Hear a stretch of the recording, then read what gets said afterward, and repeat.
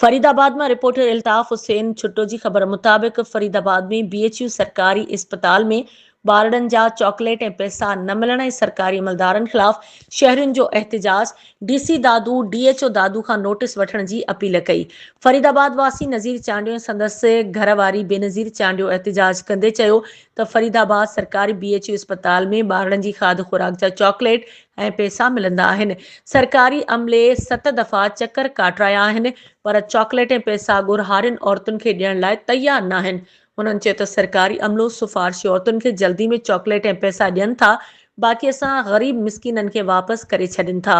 उन्हनि चयो त 7 हफ़्ता असांखे चकर काटराया विया आहिनि, असां ग़रीबनि जी दाह केरु ॿुधण वारो न आहे।